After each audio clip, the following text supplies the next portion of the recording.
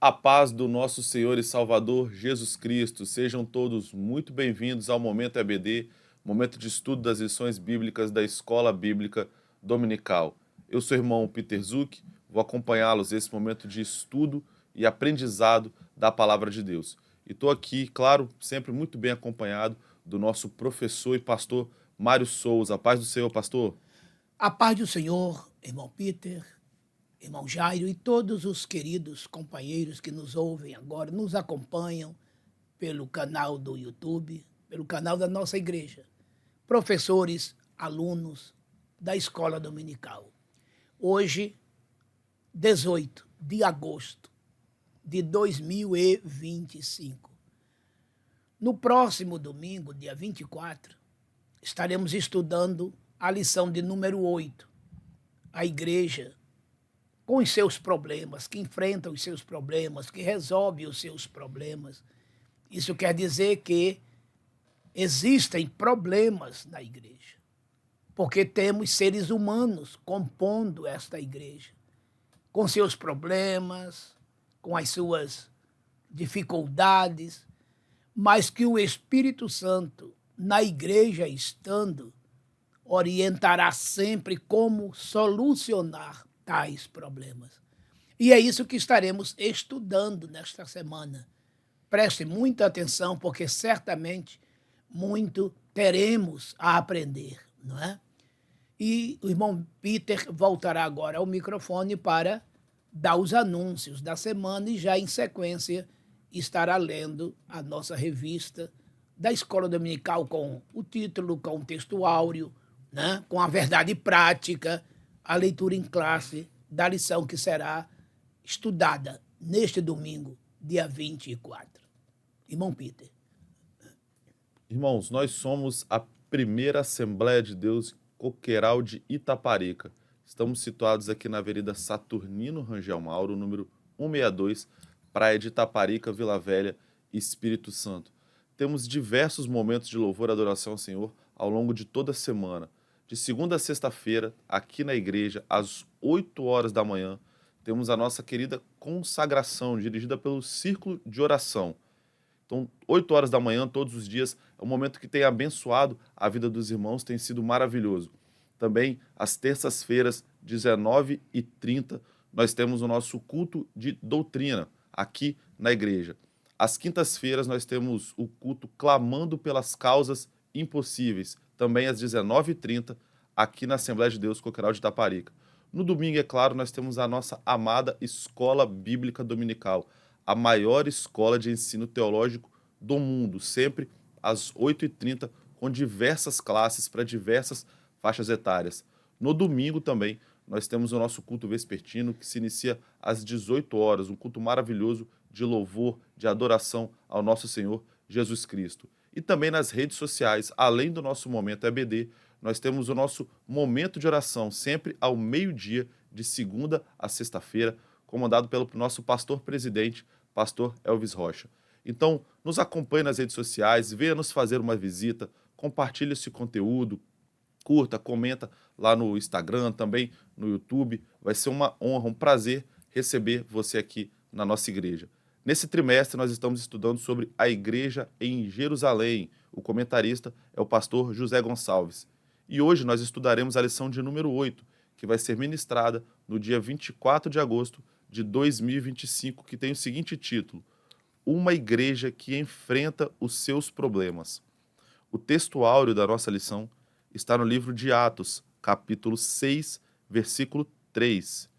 E assim diz o texto áureo: Escolhei, pois, irmãos, dentre vós, 7 varões de boa reputação, cheios do Espírito Santo e de sabedoria, aos quais constituamos sobre este importante negócio.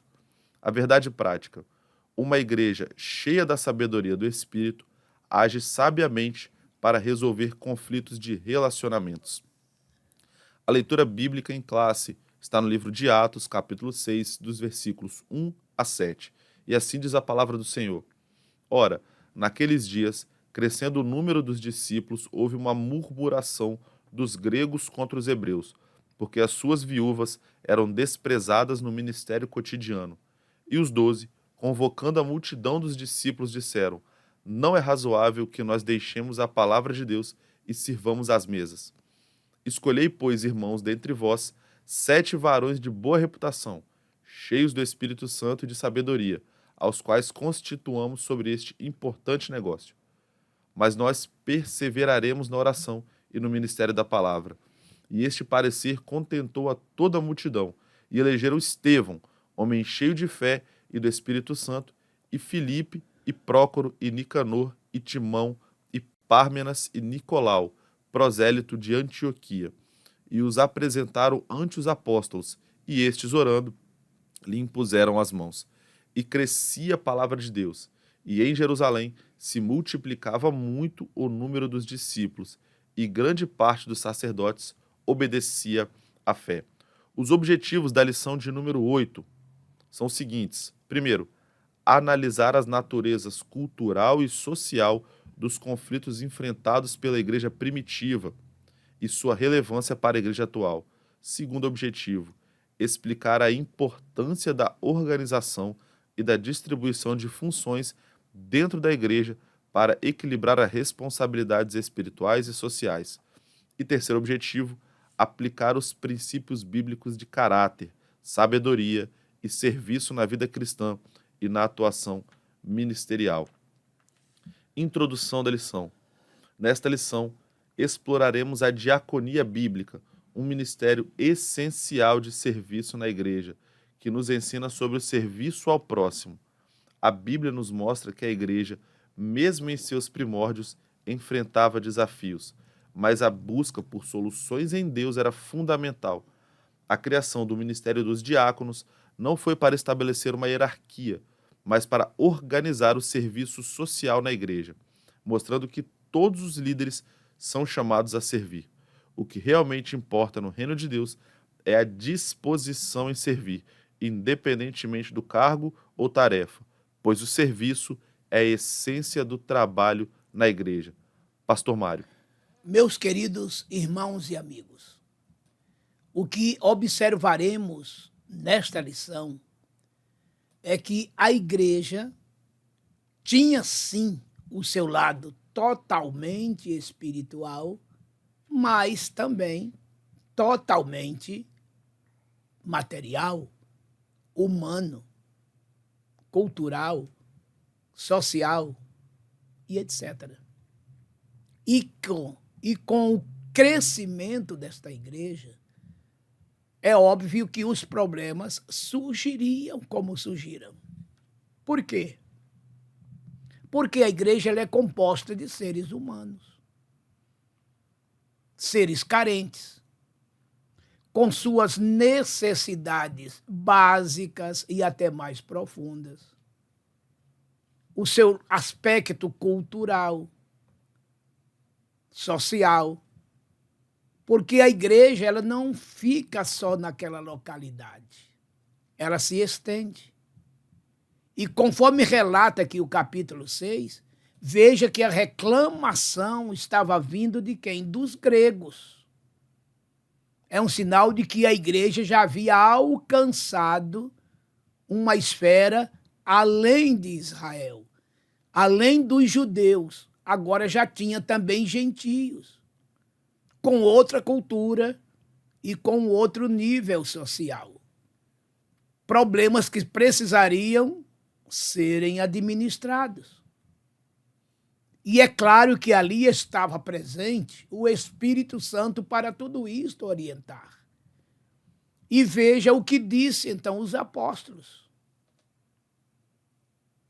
Escolham dentre vós pessoas cheias, aliás, para começar, de boa reputação, cheias do Espírito Santo e também de sabedoria, para saberem administrar esses problemas de ordem social e cultural. E eles, os apóstolos, perseverariam na oração e no ministério da palavra. O que ele quis dizer com isto? e que teria um grupo de homens para cuidar da parte social da igreja e um outro grupo para cuidar da parte espiritual da igreja. Quando se fala oração e palavra, está se falando do lado espiritual, que cabe aos docentes, no caso deles, na época, os apóstolos, e hoje, pastores e evangelistas. Já a parte social, aí entra toda uma junta diaconal, onde precisamos de homens hábeis, devidamente preparados, para saber cuidar de órfãos, viúvas e etc. e etc. Porque, na medida que o tempo avança e o povo cresce, os problemas surgem e se ampliam, dado as necessidades, repito, de cada um pessoalmente. Então, igreja é isto, é composta de pessoas. Igreja não é só lado espiritual, é lado físico também, é lado social também, é lado cultural também. E essas diferenças sociais e culturais precisam serem muito bem cuidadas, administradas, para que tudo possa transcorrer em ordem, em harmonia, paz, sendo assim, havendo entre os irmãos comunhão, para que o trabalho cresça, progrida e o nome do Senhor seja glorificado. E é sobre isto que estaremos meditando, estudando, analisando nesta semana e muito especialmente neste dia, neste domingo, dia 24 de agosto. Então vamos ao primeiro ponto e os seus subpontos. Primeiro ponto, a identificação dos conflitos, que se divide em 3 subpontos. Primeiro subponto, conflito de natureza cultural. Segundo subponto, conflito de natureza social. E terceiro subponto, qual é a prioridade? Primeiro subponto, conflito de natureza cultural. Lucas cita um conflito entre os gregos e hebreus, Atos 6:1.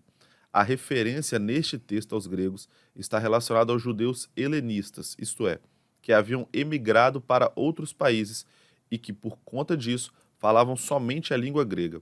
Por outro lado, o termo hebreus era uma referência aos judeus de Jerusalém, que se comunicavam principalmente em hebraico aramaico. Havia, portanto, uma barreira de natureza cultural por conta da língua. Essa barreira cultural trouxe um conflito de relacionamento entre os crentes da primeira igreja. Isso fez com que os apóstolos, logo após tomarem conhecimento do problema, buscassem uma solução. Eles não podiam deixar a igreja de Jerusalém se desintegrar por conta de barreira de natureza cultural. A unidade da igreja não pode ser ameaçada por conflito de qualquer natureza. Segundo subponto, conflito de natureza social. Lucas explica que, em razão daquela diferença cultural, as suas viúvas eram desprezadas no ministério cotidiano. Atos 6:1, parte B do versículo. Aqui fica evidente a natureza social do problema. As viúvas de fala grega estavam sendo negligenciadas na distribuição diária. O conflito se instalou e precisava de solução. Fica em evidência que a igreja não é só um organismo, ela é também uma organização. Ela tem sua esfera espiritual, mas também social. Era, portanto, essa parte social que estava em desequilíbrio e precisava de cuidados. Terceiro subponto, qual é a prioridade? É muito comum a ideia de que o cristão deve cuidar apenas da esfera espiritual e negligenciar a social. Cria-se dessa forma um entendimento nada bíblico de que a primeira deve ser privilegiada e a segunda negligenciada. Assim, por exemplo, um evento musical recebe grande atenção por quanto mexe com as emoções, enquanto um trabalho social numa igreja local carente conta com poucas adesões. Negligenciar os mais necessitados é um dos pecados denunciados tanto no Antigo Testamento, Isaías 58:6, quanto no Novo Testamento, Mateus 25, de 35 a 38. Não podemos ignorar a situação social dos menos favorecidos e pensar que dessa forma estamos adorando a Deus em espírito e em verdade. Pastor Mário. Observamos aqui neste primeiro ponto que começava a surgir ali na igreja, em Jerusalém, os primeiros desafios, os primeiros problemas que a qualquer custo precisava ser imediatamente resolvidos, administrados, sob pena de uma deteriorização do trabalho. A igreja precisava agora se organizar de maneira muito clara, porque o que se via agora era muita gente mesmo, e, é claro, os problemas haviam aumentado, necessidades prementes que tinham urgência em serem resolvidas. Então veja aí qual é o primeiro desafio, no caso, o subtópico 1. Conflito de natureza cultural. Tá vendo? Conflito de natureza cultural. Ele disse aqui que eram judeus de língua grega, que falava grego, ao passo que os judeus lá de Jerusalém falavam aramaico e hebraico. Entretanto, eu quero dizer que não eram somente judeus gregos, porque o evangelho se expandiu. O evangelho se expandiu. Veja que ainda na época de Pedro em Jerusalém, ele foi enviado à casa de Cornélio. E ele pregou ali o evangelho. E gentios se entregaram a Deus. Não é? Eu sei que, a priori, o evangelho foi pregado primeiro aos judeus, conforme disse Paulo. Não me envergonho do evangelho de Cristo, que é o poder de Deus para a salvação de todo aquele que crer. Primeiro do judeu, depois do grego. Olha aí.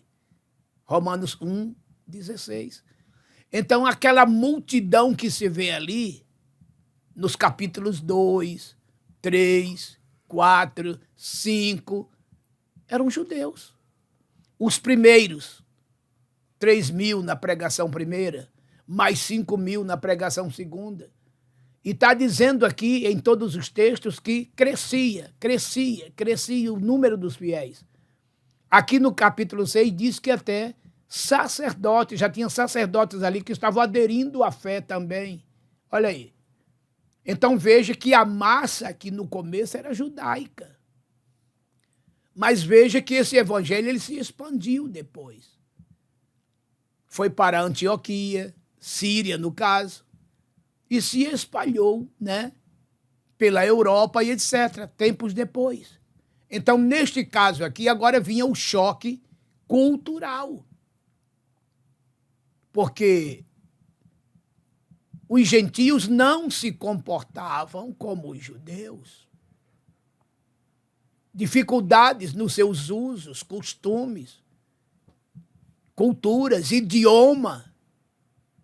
E eles começaram a reclamar que as viúvas gregas estavam marginalizadas, estavam sendo menos assistidas do que as viúvas hebreias. E é por isso que os apóstolos, sensibilizadamente, tocados pelo Espírito Santo, escolheram 7 varões para cuidarem desse importante negócio. Olha a situação aqui.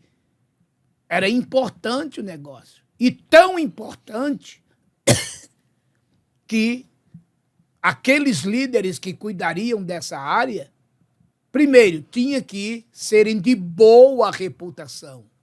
O que isso significa?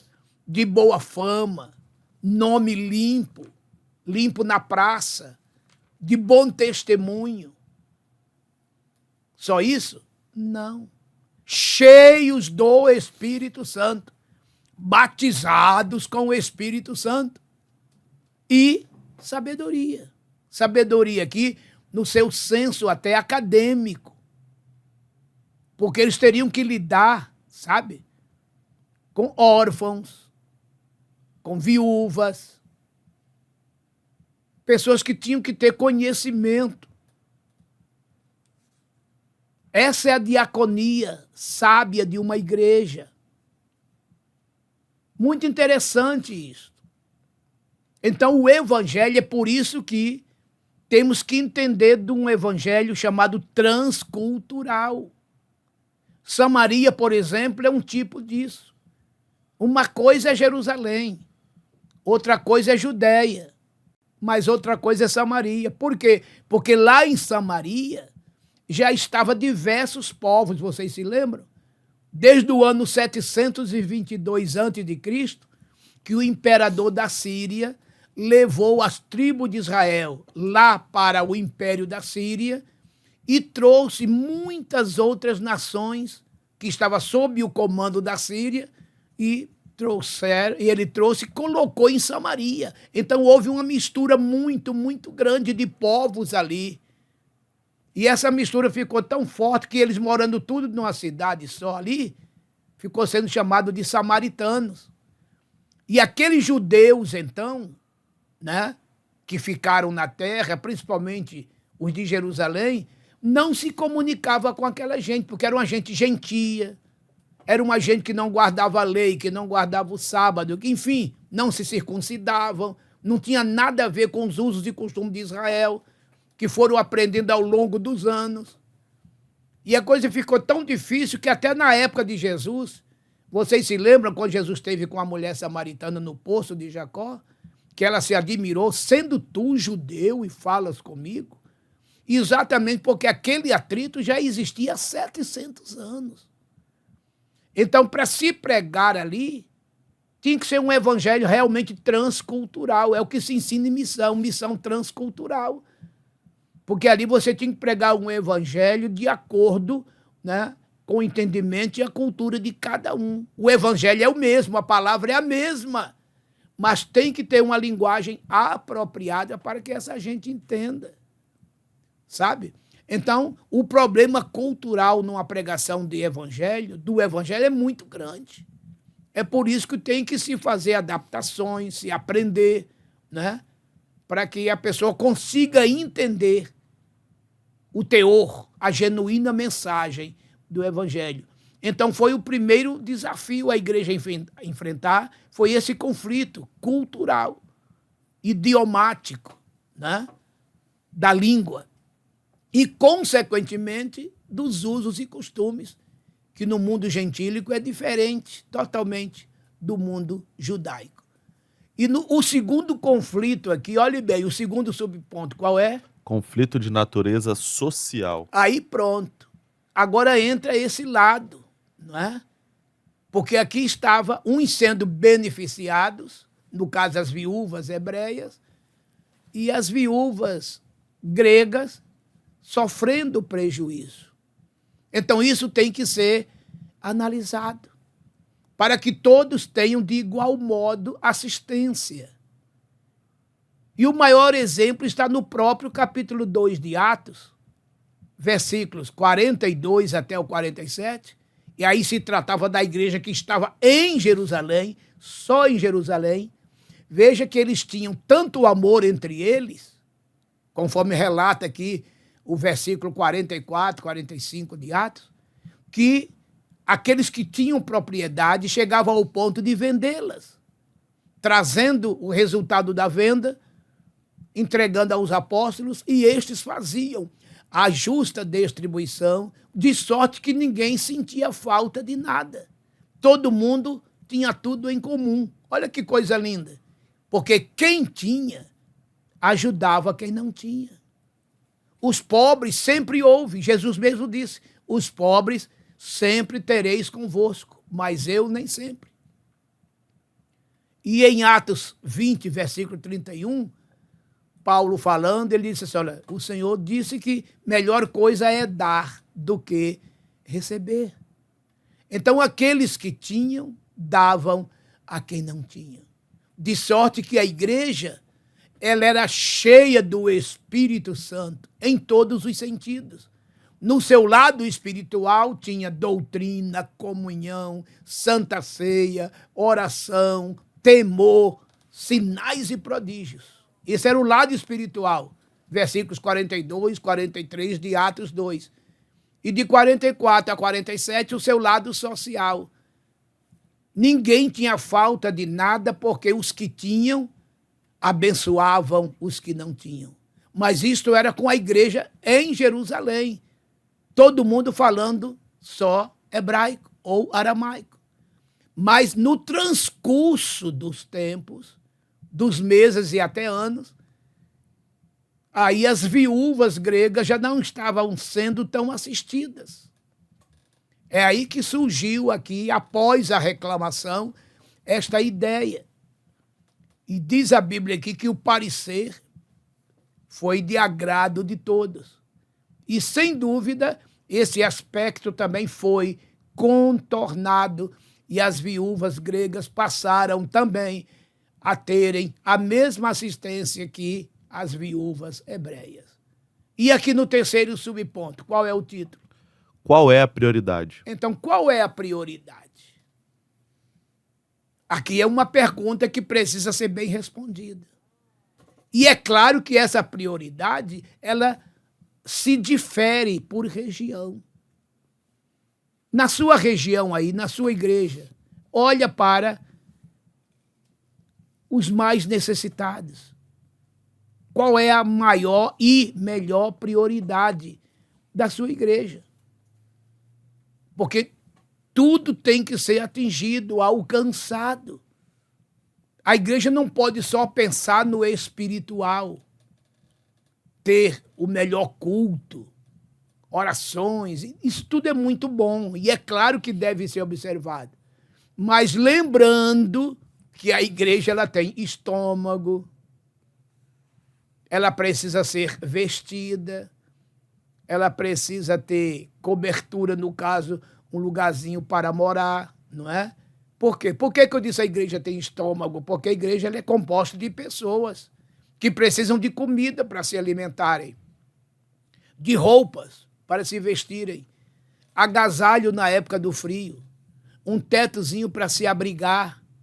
E quando tem o tetozinho, hoje em dia, é luz a apagar, é água a apagar, não é? E quantas vezes tem que se olhar o índice de emprego no local como está, porque tem muita gente aí que pode estar com água, luz e etc., atrasado, vai ter sua luz cortada, sua água também. Isso não é bom. Então, quem tem, ajude quem não tem. Qual é a prioridade? Será construir o mais lindo templo? Ou será dar comida a quem está com fome, água a quem está com sede, pagar uma luz que está atrasada, uma água que está atrasada? Em suma, né? As coisas têm que ser priorizadas. Eu estou citando esse caso aqui como exemplo, mas e vai ter lugar que não é nada disso, já é uma outra situação. Mas é claro que quem está na frente da igreja, o ministério da igreja, tem de Deus a sapiência, a direção, para ver onde é mais necessário colocar o foco para ajudar, para resolver. É por isso que a pergunta está aqui: qual é a prioridade? Qual é a prioridade da sua congregação? Qual é a prioridade da sua igreja? Qual é a prioridade da sua região? Pense nisso e ajude. Faça a obra e Deus te recompensará. Naquele caso ali, a prioridade era atender as viúvas gregas. Tá vendo? E há casos e casos e casos. Então, qual é a prioridade? Fica aqui a pergunta no ar e que Deus vai te mostrar, é claro, no dia a dia, no lado comum da coisa, você pode descobrir, agir, até intervir, se for o caso, tá bom? Vamos então para o segundo ponto e seus subpontos. Segundo ponto da lição, a delegação de tarefas, que ela se divide em 3 subpontos. Primeiro subponto, o ministério da oração e da palavra. Segundo subponto, não há conflito entre tarefas. E terceiro subponto, a diaconia. Primeiro subponto, o ministério da oração e da palavra. Diante do conflito, os apóstolos perceberam que a parte da comunidade que estava sendo negligenciada precisava de cuidados. Contudo, eles também perceberam que não poderiam resolver um problema criando outro. Cuidar dos mais necessitados era uma missão urgente da igreja, mas os ministérios da oração e pregação da palavra de Deus também o eram. Atos 6:4. Tanto a parte social como a devocional e evangelística fazem parte de uma única missão da igreja. Poderíamos dizer que são os dois lados de uma mesma moeda. Cuidar dos necessitados é importante, igualmente importante é a oração e a evangelização. Segundo subponto, não há conflito entre tarefas. Não podemos ler Atos 6 como se o ministério da oração e da pregação estivessem em oposição com o ministério de serviço social. Não há essa contradição, onde um é considerado mais espiritual e o outro menos. Tudo faz parte de uma única missão da igreja. Assim, se a igreja ora e prega, mas não cuida dos necessitados, ela falha em sua missão. Da mesma forma, se a igreja se torna apenas um centro social, negligenciando a oração e a pregação, ela perde a sua essência, deixa de ser igreja de Cristo e, por isso, também falha em sua missão. E terceiro subponto, a diaconia. O parecer dos apóstolos foi que eles constituíssem pessoas habilitadas sobre o que eles denominaram de este importante negócio, Atos 6:3. É, portanto, uma referência ao serviço ou diaconia, identificado no versículo 3 como servir as mesas, Atos 6:3. A palavra diaconia tem a ver mais com a função do que com a forma. Assim, em Atos 6, o que está mais em destaque é a função exercida pelos 7 diáconos do que o cargo ou ofício ocupado por eles. O contexto favorece esse entendimento. Contudo, essa narrativa bíblica fundamenta a instituição do diaconato cristão. Outro assim, devemos enfatizar aqui que a diaconia era vista pelos apóstolos como um importante negócio, ou seja, algo necessário à igreja. Esse entendimento apostólico contradiz o que muitos pensam atualmente a respeito do serviço da diaconia. Infelizmente, há os que enxergam um diácono como um obreiro de classe inferior, mas no contexto bíblico, a diaconia é um serviço especial, onde somente pessoas especiais, isto é, com as qualificações bíblicas exigidas, podem trabalhar. Pastor Mário. Observamos aqui, queridos, que a igreja sempre tem muito por fazer nessas duas áreas, né? Na área espiritual e na área social da igreja. Ambas as áreas são fundamentais, de suma importância. Uma não pode viver marginalizada da outra. Temos que tomar muito e todo o cuidado para que as coisas sejam feitas devidamente dentro da vontade de Deus, tendo o respaldo bíblico. Qual é o primeiro subtópico, irmão Peter? O ministério da oração e da palavra. Tá vendo? Ministério da oração e da palavra. Aqui está se falando de um lado totalmente espiritual. É o lado docente, onde a palavra é ensinada, como também entra na área da evangelização. E tudo isto acompanhada de oração. Essa que é a verdade.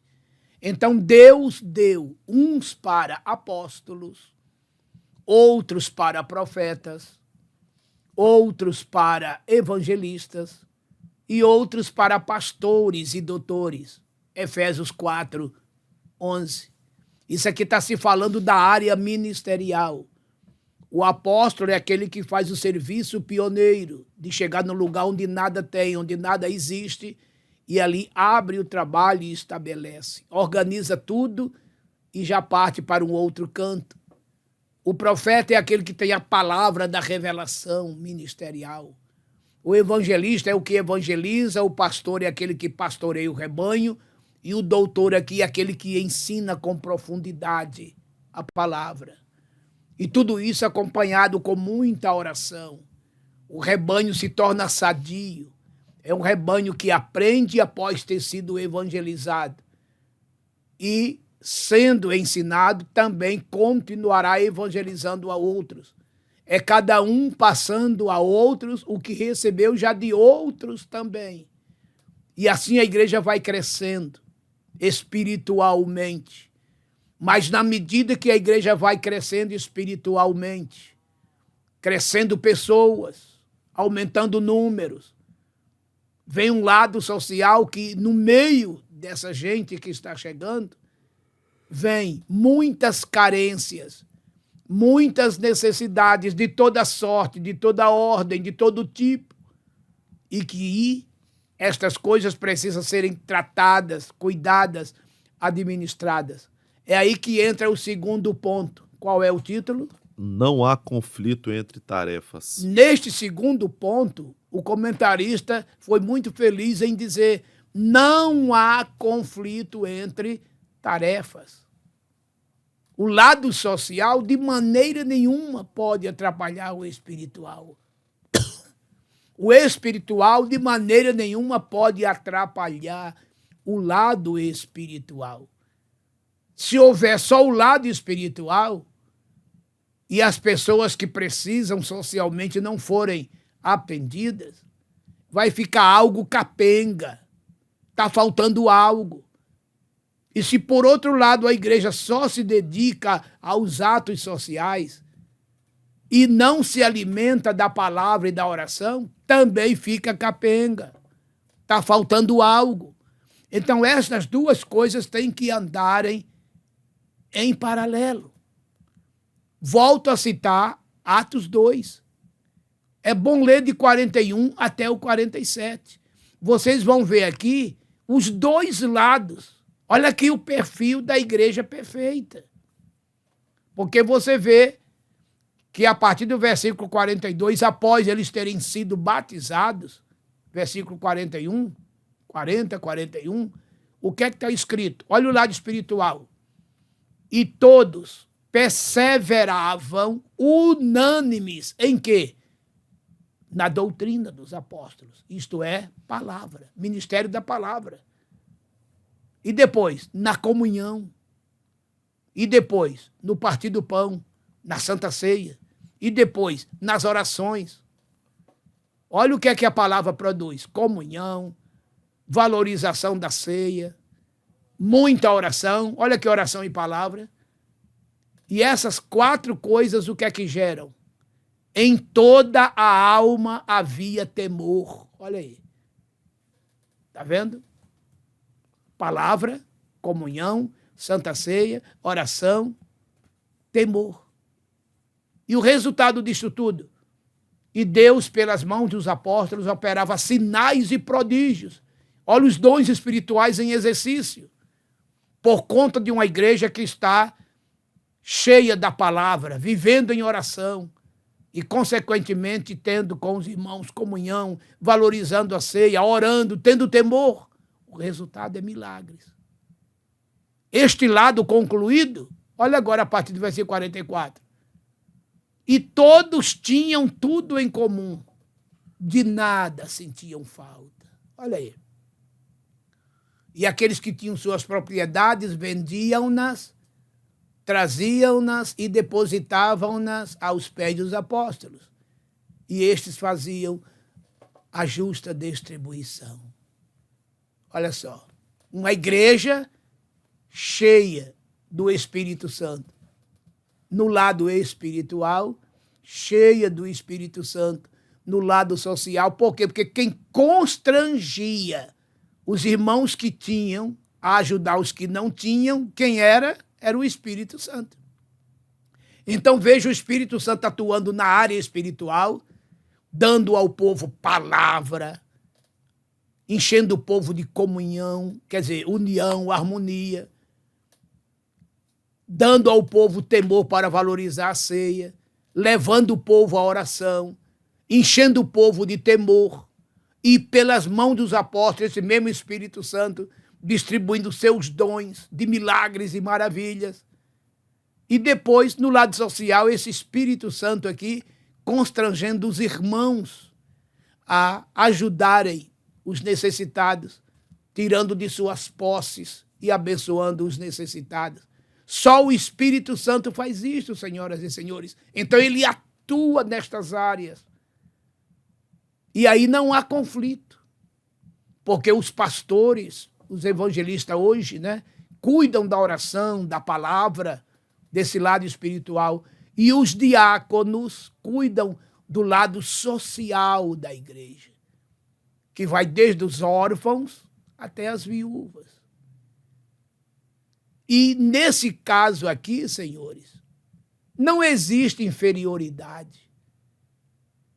Como é bom que todos entendessem que o diácono é tão importante quanto o presbítero e o pastor.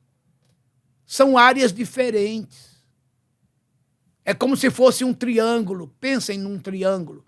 Numa ponta está a junta diaconal, na outra ponta está o presbitério e na outra ponta está o lado docente da igreja, que são pastores e evangelistas.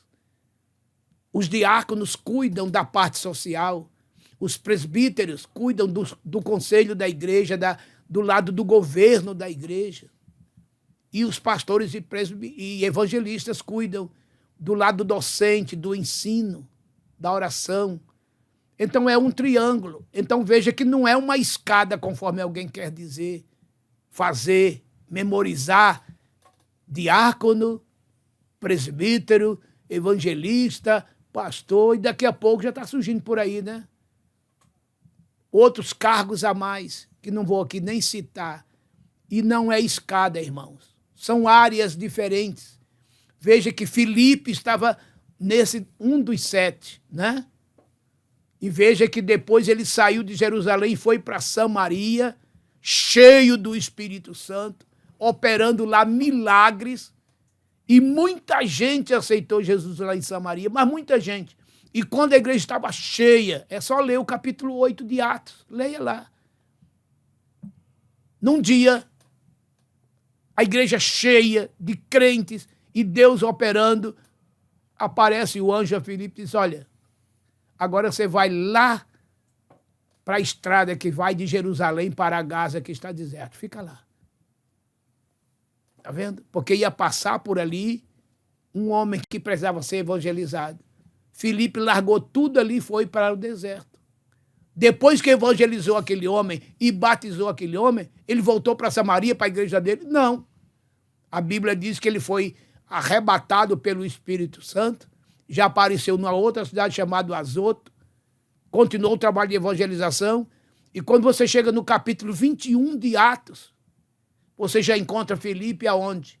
Lá, em Cesareia. E já não era mais diácono, era evangelista. Está lá escrito Atos 21, 8 e 9. Que Paulo e seus companheiros, chegando lá em Cesareia, se hospedaram, ficaram na casa de Filipe, o evangelista, que era um dos 7. Um dos 7 o quê? Dos diáconos que foram escolhidos antes. Ele subiu de posto? Não, ele mudou de área. Deus tirou ele da área social da igreja e levou ele para a área da docência da igreja, do ensino e da evangelização. Ele mudou de área, ele não subiu de área. E é isso que tem que se entender, irmãos. Então, diácono não é menor que presbítero, não é menor que pastor, pelo contrário, é uma área diferente. Sendo que o pastor é o maior diácono da igreja. Porque diácono quer dizer serviçal, aquele que é servo, aquele que trabalha. Tanto é que lá, na expressão de Atos, está escrito servir às mesas. Está entendendo? Quer dizer, vem de servir. Isso é diaconia. Sabe? Também um termo grego chamado doulos, servo, escravo, que ajuda, que trabalha, que serve. Então, cada obreiro, ele já tem que ser um diácono por excelência. Seja qual for o seu cargo, ele estará servindo a Deus e servindo naquela função para a qual ele foi chamado. Então, ele é um diácono, no sentido exato da palavra. E, por fim, qual é o terceiro subponto? A diaconia. Pronto. Então, nós já falamos sobre isso, né? Acabamos de falar sobre isso. Tem que ser pessoas que façam jus ao cargo. Olha bem, para começar, tem que ter boa reputação, tem que ter boa conduta, um bom testemunho, um homem que cumpre a sua palavra, que cumpre os seus tratos. É o exemplo de fé, né? Na palavra, no trato, no amor. No espírito, tem que ser um homem espiritual, na fé e na pureza, um homem limpo. Limpo. E cheio do Espírito Santo. Isso aqui é muito forte. Não é qualquer um que pode ser diácono, irmão. Fica uma coisa muito formal, chega a ser medíocre. Porque para exercer a função diaconal, tem que ser realmente uma pessoa que faça jus, que ele esteja nessa condição de ter uma boa reputação, de ser cheio do Espírito Santo e de sabedoria. De preferência, um bom conhecimento secular. Quem dera se fosse até formado em uma assistência social para saber ter consciência e cuidar bem desta função. É muito sério tudo isto. É muito sério. E, na verdade, repito, todos que estão na igreja a trabalhar somos diáconos. Somos serventes. Somos servos. Prontos ao serviço do Senhor, nosso Deus. Terceiro ponto e seus subpontos. Terceiro ponto da lição de número 8, seguindo os princípios cristãos, que se divide em 2 subpontos, privilegiando o caráter e, segundo subponto, exercitando os dons.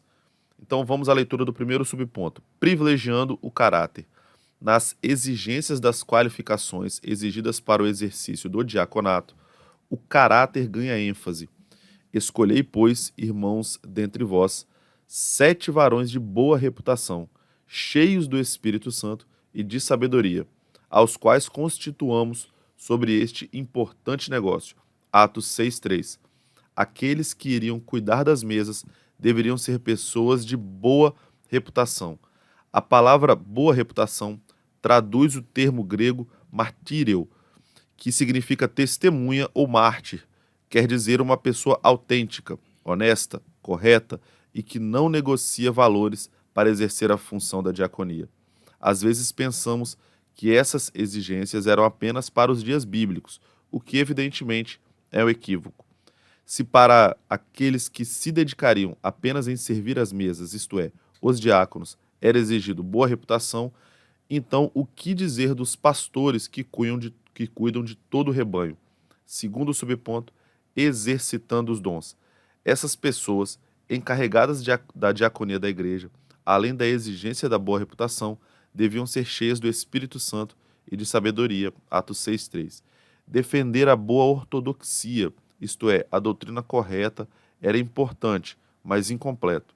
Era necessário que essas pessoas também fossem cheias do Espírito Santo e de sabedoria. É possível uma pessoa ser ortodoxa, eticamente irrepreensível, contudo, não ser quebrantada e nem possuir fervor espiritual. Da mesma forma, é possível uma pessoa exercitar os dons espirituais, contudo, não ter sabedoria nenhuma. Uma coisa não pode funcionar sem a outra. O ideal de Deus é que o cristão viva corretamente, exercitando os dons espirituais com a sabedoria do exercício da diaconia. Pastor Mário.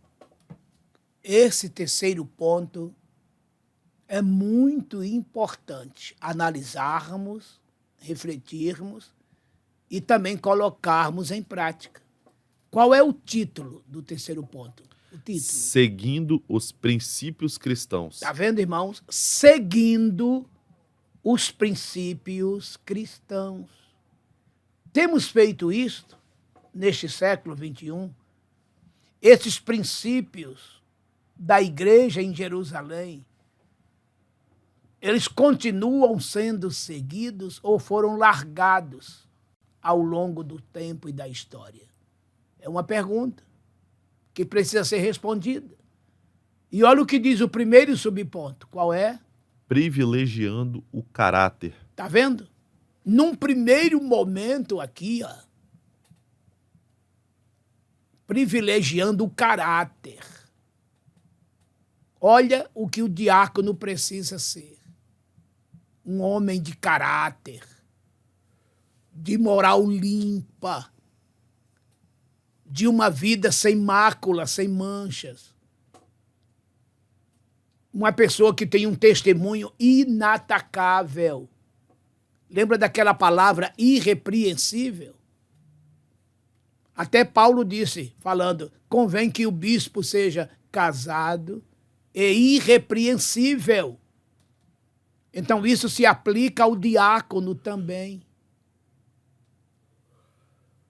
Homem de caráter, de moral inatacável, irrepreensível. Tá vendo, irmãos? Tudo isso resumido se chama boa reputação.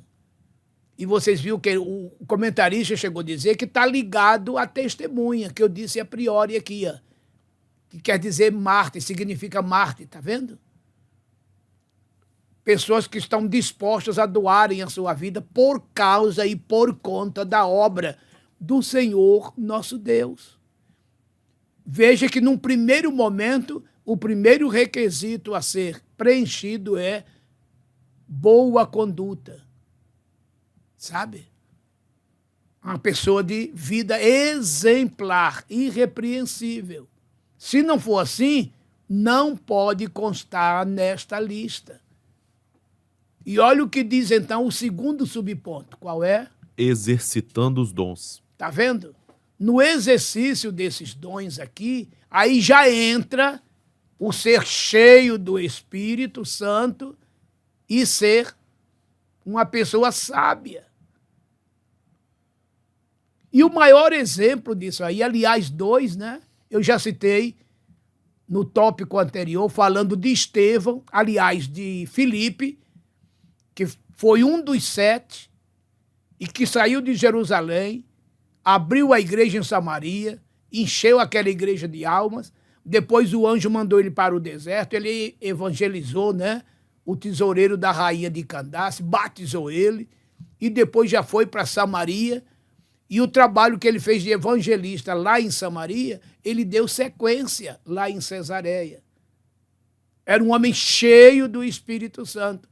Mas no capítulo 7, que é um capítulo a seguir, né, desse de hoje que estamos estudando, que é o capítulo 6, o capítulo 7 nos fala de quem? De Estevão. Eu recomendo que vocês que vão acompanhar esse estudo durante toda essa semana, antes de domingo, leia o capítulo 7 de Atos, para vocês verem a pregação de Estevão. Olha que homem sábio nas Escrituras, e não só sábio, mas cheio do Espírito Santo, porque a pregação que Estevão fez foi uma das maiores e melhores, onde ele narra toda uma história de Israel, e a Bíblia diz que ele estava tão cheio do Espírito Santo, que aquela turma lá que estava ouvindo Estevão pregar, olhou para ele e disse que o rosto dele brilhava como se fosse rosto de anjo. E o que é que Filipe era? Diácono. Aí eu pergunto, é um cargo inferior? Eu mesmo já ouvi isso. Perguntando a alguém, irmão, você é obreiro, o que é que você é? Ele me dizer, eu sou apenas um diácono. Eu disse, meu irmão, não diga um negócio desse. Mas ele falou, eu sou apenas um diácono, no sentido de menosprezo. Não foi de humildade. Porque se fosse de humildade, poderia dizer, eu sou apenas um pastor, eu sou apenas um presbítero. Mas quando só se fala isso sobre esta função, é porque está menosprezando este cargo, esta função. Isso é terrível. Porque o diácono, diante de Deus, ele está no mesmo pé de igualdade que o pastor e que o presbítero, que o evangelista ou qualquer uma outra função, sabe? Quando o diácono ele é bom no que ele faz, se colocar um pastor lá, ele não vai saber fazer. Se colocar um presbítero, ele não vai saber fazer. Está entendendo? E quantas vezes alguém, por ser um bom diácono, aí o pastor já quer separá-lo para ser presbítero. E olhe se não vai ser o pior presbítero. Porque trocar de funções sem que o Espírito Santo faça essa transferência vai dar errado. Veja que Felipe começou como diácono e terminou como diácono, cheio do Espírito Santo, e na hora da sua morte, o Senhor Jesus ficou de pé ao lado do Pai, aleluia, para receber o seu Espírito. Já Felipe, o Espírito Santo o transferiu de área, levando-o a ser evangelista em outra área para ganhar almas em outro sentido. Repito e entenda, não é subir de posto, é ser transferido de área. E só quem pode fazer isto se chama o Espírito Santo. Então veja que tanto Filipe como Estevão, além de terem uma excelente, uma boa reputação, homens de caráter, eles eram cheios do Espírito Santo. Filipe, por exemplo, exerceu os dons espirituais em Samaria, pregando com ousadia a palavra, curando enfermos, paralíticos andando, etc. E Estevão foi usado poderosamente no exercício do dom da pregação. Ele usou os dons espirituais. E com sabedoria aqui é para que você use com sapiência os dons que Deus te deu. Não adianta eu, Mário Souza, profetizar e eu não ter sabedoria para profetizar. Tem que saber a hora, tem que saber como. E o que profetizo tem que ter respaldo na Bíblia. A profecia que é profetizada fora da Bíblia não é profecia de Deus. Vira profetada. Tá vendo? Muita gente por aí não tem sabedoria no uso e no exercício dos dons espirituais. Como também não tem sabedoria no próprio uso e exercício da exposição da palavra. Não estudam, não aprendem e ensinam qualquer coisa errada. E quantas vezes, não somente heresias terríveis, como podem sair bobagens tremendas, verdadeiros besteróis teológicos. Então tem que ter sabedoria para exercer esta função. Quando a Bíblia diz homens cheios do Espírito Santo, é homens que estão prontos para serem usados pelo Espírito Santo no exercício dos dons espirituais, dos dons ministeriais e também dos dons sociais. Existem essas três esferas, viu? Em Romanos 12, a partir do 3 em diante, você vê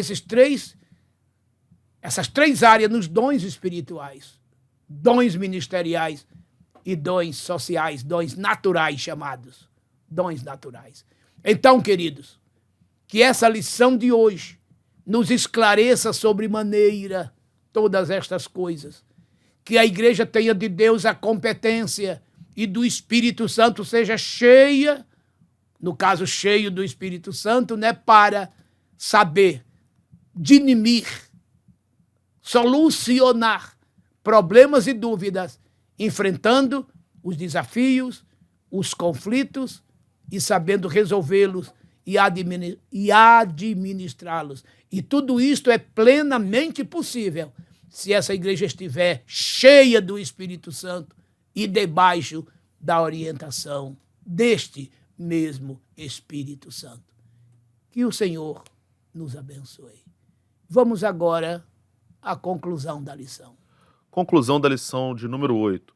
Aprendemos nesta lição a importância do serviço cristão. A igreja espiritual é também social. Devemos nos dedicar tanto ao ministério da oração e pregação, como também à assistência aos mais necessitados. A igreja que cuida da alma também deve cuidar do corpo.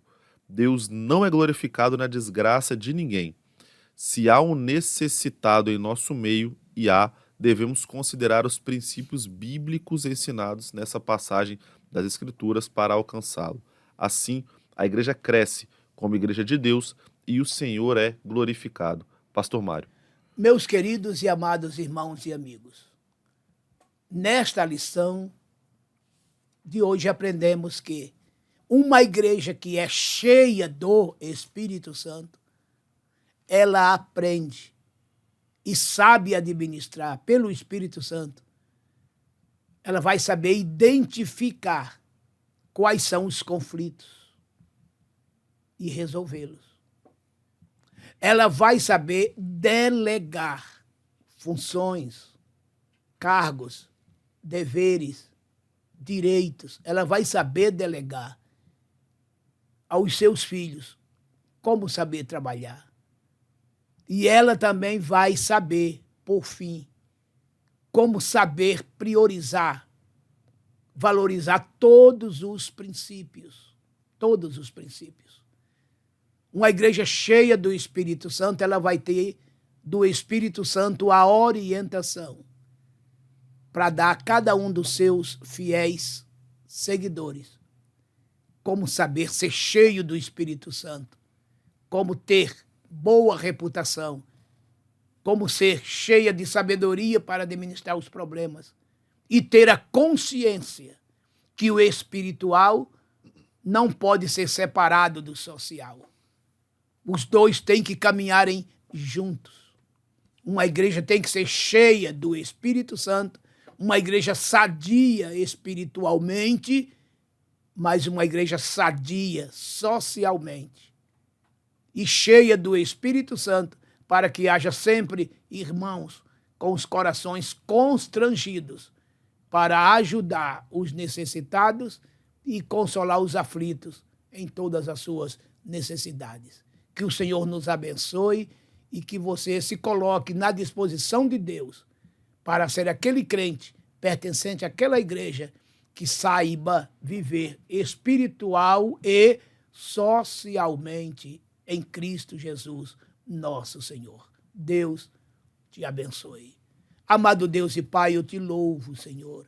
Te agradeço por esse momento de aqui estar meditando na tua palavra e ministrando esta tua palavra. Que tenhamos esta conscientização, Senhor, de que o espiritual precisa andar de mãos dadas com o social. Somente assim a igreja estará completa, com seus membros sendo cheios do teu espírito, tendo uma vida espiritual sadia, mas também bem assistidos socialmente, para ter também uma vida social sadia e completa. Somente assim teremos uma igreja com um perfil que o Senhor se agrada. Ó Deus, abençoe cada igreja em suas devidas localidades, neste país e fora dele também. Estenda a tua mão para curar os doentes e solucionar os problemas. Todas estas coisas eu te imploro em nome do teu Filho Jesus Cristo, meu Senhor e Salvador. Amém. Amém. Que o amor ágape do imanente Deus, Pai, que a inefável graça do transcendente Deus Filho e que a divina consolação do eterno Deus Espírito Santo venham repousar sobre todo o povo de Deus, por toda a terra espalhado, hoje e sempre. Amém. Amém. Amai-vos, amai-vos uns aos outros, tanto quanto eu vos amei. Amai-vos, amai-vos, são palavras de Jesus, o grande Rei.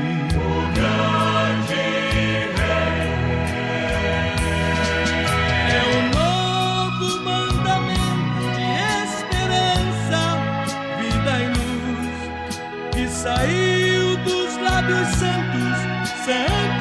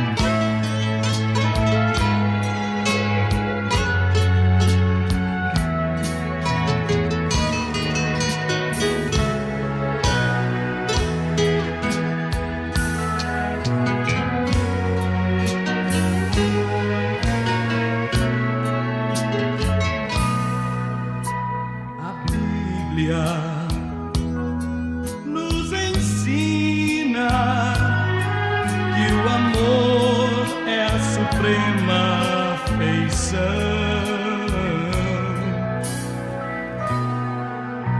E todo que ama tem a graça de Jesus no coração.